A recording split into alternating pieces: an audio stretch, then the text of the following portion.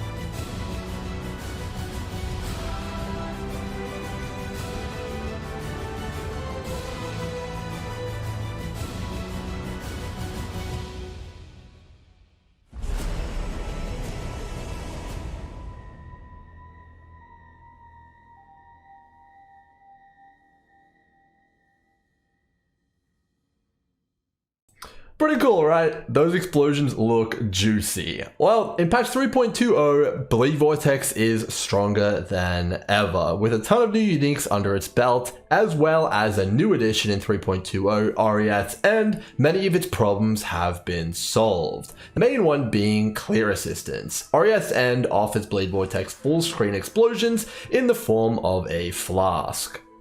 One single flask doesn't fix every problem though, so let's dive into the build and how it's constructed. First things first, Ascendency. So the most important thing to get right on Blade Vortex is getting enough area of effect. Otherwise, you're not going to be hitting anything. So the Occultist is our choice. Forbidden Power offers increased damage and area of effect per power charge, as well as giving us an additional power charge on top of that. The power charge package offers massive damage and massive area of effect, so that's what we're going to be pursuing. In addition to that, the Occultist also offers great clear assistance through the Profane Bloom Notable. This notable essentially turns every cursed enemy into a walking time bomb that have a 50% chance to explode, and that's what's creating those massive chain reactions in the background there, really juicing up our clear. Now the catch is, you're going to need to be able to curse every enemy on the screen all the time. To do that, we're using a curse on hit synthesized ring with a focus on elemental weakness. This is essentially going to allow these explosions to not only trigger consistently, but also trigger off of themselves. Lastly, the Occultist offers some pretty great damage in the form of cold damage scaling. Now this is cold damage and we're a physical based spell, so we're going to need to convert our Blade Vortex into cold damage. We do this by using a cold damage mastery which converts 40% of our physical into cold, as well as crafting a pair of Eldritch implicit gloves to get the remaining cold conversion.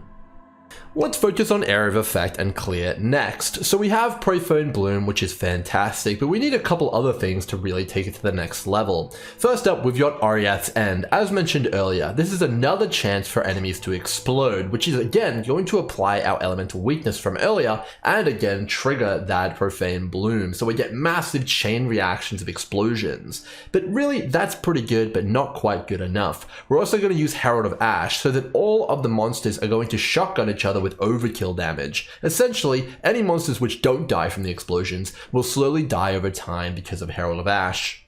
Now, what good are explosions if they're tiny and they do no damage? Let's increase that size a little and increase those numbers. The build features two cluster jewel setups focused on area of effect and damage. The large cluster jewels are identical, and there's two of them. They both feature widespread destruction, giving area and damage, as well as sadist, giving a ton of elemental damage if you've shocked, ignited, or chilled recently, which we do all three. There's two different sets of mediums cluster jewels here. The first set of two over here feature Vast Power as well as Towering Threat. Vast Power increases our area of effect per power charge, which we're going to be getting a lot of. Towering Threat is area of effect and life.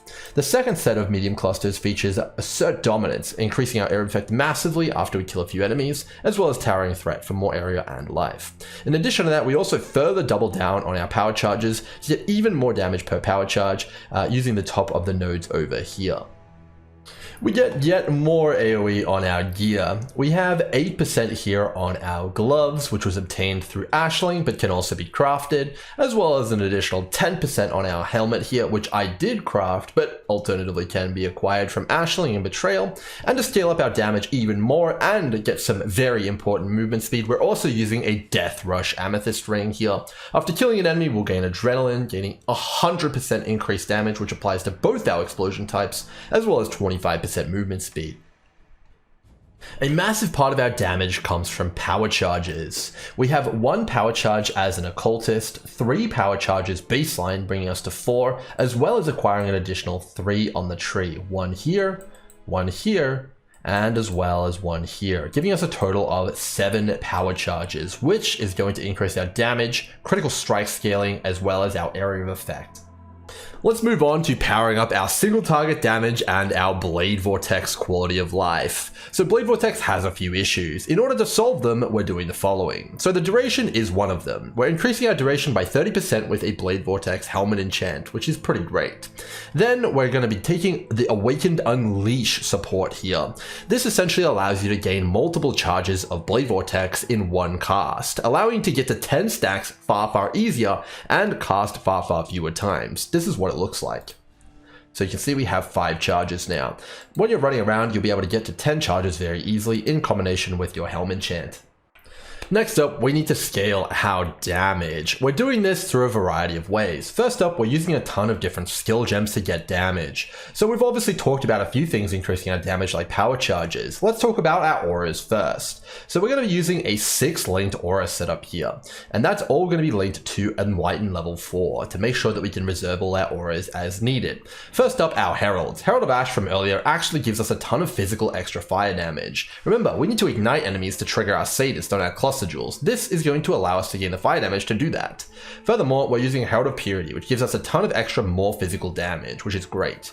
And then on top of that, we're also using Hatred. Hatred gives us a ton of extra physical as extra cold damage, as well as multiplying all of our cold damage, which all of our damage on Blade Vortex now is, because we converted 100% to cold.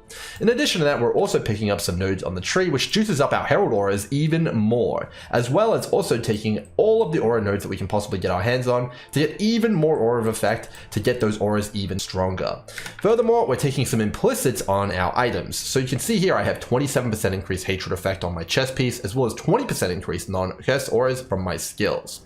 On top of that, I also have a ton of increased mana reservation on my gear. I have 10% here, as well as a further 12 on the implicit here from Eldritch Crafting, and 10% from a deafening essence of loathing, which you can use to craft your helmet with. Overall, auras are a massive part of our damage and should not be neglected. On top of our auras, we're also using a few other skills to massively increase our damage. The first up is going to be Vortex, which puts down a massive area of effect on the ground. Now this area of effect is going to apply a massive chill to enemies, and due to the fact that we're using a bone chill support, that chill is going to make it so the enemy takes more cold damage. And in addition to that, our Vortex also is going to trigger Arcane Surge. This is because we are linking it with the Arcane Surge support, and this is going to give us 10% more spell damage, which is just fantastic. On top of that, we also have Frost Bomb, which is going to lower the resistance of the target quite substantially. When you're dealing with a single target enemy, which is pretty tough, walk up to the enemy, cast Vortex, and then cast a Frost Bomb while you have 10 stacks of Bleed Vortex active. In addition to that, if you have Vile Souls available from slaying enemies, you can also trigger Vile Blade Vortex. Vile Blade Vortex is essentially going to give you an additional Blade Vortex on top of your already existing one. This is going to essentially be a heat-seeking missile, so you can kind of do whatever you want while this is out, and it's going to give you a substantial more amount of damage. That's going to be all of our skill gems which contribute to our damage. Alright, let's cover a little bit more about where our damage comes from in the form of our weapon and our support gems. Okay, so Blade Vortex is in a bow. Okay, a little bit of an unorthodox choice. Couldn't exactly imagine Gandalf, a spellcaster, using one of those, could we? Well, nonetheless, it's pretty good in Path of Exile. The bow we're using here is an 18% chance to deal double damage synthesized bow. It's featuring the +1 level of socketed gems craft, as well as 126% spell damage, as well as 35% crit multi. Remember, we're a power charge stacking build, so we want as much critical strike multiplier and critical strike chance as possible. And in addition to that, we've also crafted 2 other modifiers on here using the bench, +2 level of support gems, as well as 8% chance to deal double damage. We've also got an enchant on here from Harvest, giving us even more area of effect for our explosions and Bleed Vortex. Now the reason all of this is necessary is because we're using the Empower support gem. The Empower support gem is a bit of a special support gem that supports your main links. It essentially gives your main links additional skill levels. This is particularly powerful on spellcasters because it gives you a lot of flat damage. Very, very good on our Bleed Vortex here, which you can see is level 29. Now because Empower is a support gem and it gives 1 level per level of itself, increasing the level of support gems in our bow here is a very powerful option, and that's why we're going with the bow instead of anything else. Now our remaining support gems are as follows. We're using additional added fire damage Awakened Edition here, which gives another level of physical skill gems, which Blade Vortex is, as well as our Awakened Unleash from earlier, which is pretty good quality of life and damage. We're using Power Charge on critical support, we are a Power Charge build after all, as well as Divergent Inspiration. We'll talk about this one a little bit later. Now overall, that's pretty good. We got our bow covered and our links. Now quiver, we can use one of these because we're using a bow. This quiver is a little bit special. We're using a double corrupted quiver, but the main thing we wanted to look for here as a corruption is the physical damage as extra lightning. Now the quiver by itself has 20% Fizz's extra cold, which is pretty good damage, and we've got another implicit here which is Fizz's extra fire. But the implicit here, the lightning damage, is very important. Remember that we're already dealing cold damage and fire damage from our Herald of Ash and our conversions, but we don't have a way to get lightning damage yet for our sadist nodes on our clusters. Now you want to take a look here, that's a lot of damage that we want to get. That's where we get it. We get it on the quiver, Fizz's extra lightning over here, and that's going to allow us to shock enemies and trigger sadist. Alright, time to figure out where the remainder of our damage comes from. Jewels and jewelry, a little bit of bling. Alright, the first one up here is the glue that sticks the build together. Crystallized Omniscience. Now this amulet's a little special. It converts all of our attributes into one singular attribute. Believe it or not, it's called Omniscience. Yep. So all of our intelligence, dexterity, and strength get added together, and they become one stat. And that one stat is used to satisfy all of our requirements for our skill gems and items. This is particularly important because we're using a bunch of armor and dexterity gear, as well as a bow. As a witch, this doesn't make much sense, but with Omniscience, it's possible. This is very, very powerful and cannot be overlooked when designing a character. But Omniscience doesn't just do that. It also gives you a ton of elemental resistances, as well as a ton of elemental penetration, which is going to juice up our damage substantially. Now, in addition to that, it's obviously got a pretty hefty requirement. You need to get a ton of attributes everywhere in order to use your items, but also in order to get enough damage and value out of it to replace any other amulet that you could put in that slot. In order to do this, we've obviously got a ton of attributes on our gear. We've got 53 strength on our chest, 60 intelligence and 52 dexterity on our helmet, and we've also got a little bit of strength here on our gloves. In addition to that, we've also got a ton of attributes on our skill tree, which we're picking up, like utmost intellect here for a ton of extra damage, and obviously a ton of extra omniscience. All of this combines to give us a total of 967 omniscience. Not too bad if you ask me. Jewels also aren't something to overlook. The timeless jewel Militant Faith, with specifically High Templar Dominus over here on the left side of the tree, is a massive one. It allows you to allocate the keystone in a conviction. This keystone grants all of our power charges 3% more spell damage. Now we have 7 of those, so that's 21% more damage. Pretty damn nice. Now this does disable frenzy charges, but we don't use those, so it's fine. In addition to that, we're also using a Hatred Watcher's Eye. Hatred Watcher's Eyes are pretty expensive, but they're very worth the cost. This one is going to give us base crit, 1.73% of it to be exact. That's going to push our critical strike chance pretty damn high. And because we're a power charge stacking build, that's a really big deal. Alright, perhaps not the most important part of a softcore character, but definitely a pretty valuable one is defense. Let's cover what we've got here. So the character has roughly 100,000 EHP with everything up. Let's talk a little bit about where that comes from. Alright, so we're an evasion and armor based build. We've got Anomalous Grace here, which gives us 2% avoid ailment. That'll be important in a second here, as well as some evasion. In addition to that, we're also using Determination, which gives us a ton of armor as well as more armor. Remember, we're an aura stacking kind of character here, so these are powered up substantially. Furthermore, we're getting even more armor and increased armor on top of that from our Granite Flask here, which is very defensively focused. Now, all of our flasks, which we have, are going to be using Enkindling Orbs, and that's only possible because we're using the Mage Blood belt. This belt is by no means necessary, but it's a very good belt for defense and mobility. That's what we're using it for here. And it can be subbed out with a Stygian Vice, a Rampage belt, or a Headhunter. Next up, we're also fully avoid ailment capped as mentioned and alluded to earlier. We've got a ton of avoid ailment from our boots here, a total of 67%. Some of it comes from the implicit and some of it comes from a modifier which I rolled with an essence and then fractured. The last piece of the puzzle, it comes from the chest piece here, which gives us a further 32% avoid ailment. This was acquired using Ashling in Betrayal, which we slammed on the chest here to give us that amount. The total here we have of avoid ailment comes to actually a little bit overkill. We got 102% avoid ailment. Pretty damn nice. And it means we can't be affected by any sort of chill, shock, ignite, or anything along those lines.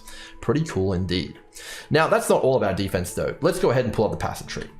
In addition to that, we're also stealing one of Elementalist's Ascendancy nodes. We're stealing the Elemental Bastion, which makes us fully immune to Elemental Reflect. In addition to that, it also gives us a massive Elemental Shield. 2,775 damage is absorbed every single time Primal Aegis refreshes. Now this is only for elemental damage, which is why I doubled down so hard on armor and really try and beef myself up. Furthermore, we are using one final defensive aura here. We're using Anomalous Defiance Banner, which gives us even more increased armor and evasion, meaning we're pretty defensive when it comes to our kind of stat line here. Furthermore, to finish it out, we're also using full armor evasion gear, which is going to give us, quite a lot of armor and evasion in the long run. And that's going to give us a pretty defensive character overall, and I'm pretty happy with it. It could be a little bit more defensive if you take more nodes on the tree which focus on this, but we've done a pretty good job of doing so. We get a ton of life, and then we've also got recoup nodes here, which is going to mean that if you get hit, you're going to recoup a certain percentage of it every single time. Definitely going to be pretty damn nice in the long run. Last but not least, we have mobility, aka movement speed, definitely one of the most important stats on Blade Vortex. How do we get so much movement speed, and how can you get so much movement speed on a reasonable budget? So as alluded to earlier, we are using the Mage Blood belt, definitely a very powerful belt when it comes to movement speed. We're using a Quicksilver Flask with Enkindling Orb as well as a Silver Flask with Enkindling Orb, giving us a ton of movement speed. Both of these flasks are recommended, but definitely not with an Enkindling Orb unless you have the Mage Blood belt. If you don't have this belt, I would almost certainly use either the Headhunter belt or a Rampage belt, which is very cheap. You can also use a Stygian Vice to get resistances if you need them, or you can go ahead and get even more damage on that Stygian Vice as well. Now, I've gone pretty overboard here, and I've gotten Abyssal Sockets wherever I can. Now, in these Abyssal Sockets, I have socketed 8% increased movement speed jewels. Now, this isn't unconditional movement speed, it's conditional, but you're going to be pretty much having it most of the time. So you get 4% per jewel if you've killed recently, and 4% movement speed if you haven't taken a hit recently. Now, you can socket different things into these jewels if you'd like more damage or more defense, if you'd like to go in that route, which can be pretty good. Of course, we have as much movement speed as possible in our boots as well, and that's going to round out our defensive, our movement, damage, and our utility profile. The last thing to cover here is sustain. The only sustain we have, unfortunately, is the form of Death Rush, as well as our tree, which offers a little bit of recoup if we've been hit. Furthermore, we do have a little bit of life gain on kill from our Unnatural Instinct over here, which gives us life gain on kill if we've got enemies which we've slain. Now, Unnatural Instinct also offers a ton of other good stuff here, like life, critical strike down here, which is pretty damn nice, as well as chaos res. Overall, the biggest flaw of this character is not being able to get enough movement speed, as well as perhaps recoup, which is essentially life regeneration. If you're doing something like a boss or Sanctum, I would recommend swapping out your Oriath's end because you won't need it in there for a life flask, and that rounds out the character quite nicely in my opinion. Yo, what's up guys, Grim here. Hopefully you guys enjoyed that video. It was an absolute blast to put together and I really enjoyed making the build. Now, this kind of a video is one that I've wanted to make for a long time, and it's one I'd like to continue making throughout this league and many leagues to come, covering all sorts of builds in the game, whether that be Ranger builds, Witch builds, even Juggernaut builds. I want to play as many builds as possible, but only if you guys want to watch it. So please leave me down below some feedback of whether or not you enjoyed this video and the concept, or anything you'd like to change. Now, one thing which I did want to talk about is the budget. I really like playing with all of the options open to me. I love having all of the items on the table, and the characters I make are going to be expensive. But I really hope you had fun watching and understanding all of the different decisions that were made to solve all of the problems with the build, despite it being expensive. And maybe it inspires you to use one or two of the different tricks that might be used in this build in your own build. That is the purpose of this video. Not so much a guide, but more for entertainment. If you did enjoy that concept, please let me know down below, as I'd really appreciate it, and I just want to keep improving the format if it's something that people want to watch. Until next time, hope you guys enjoyed. Cheers.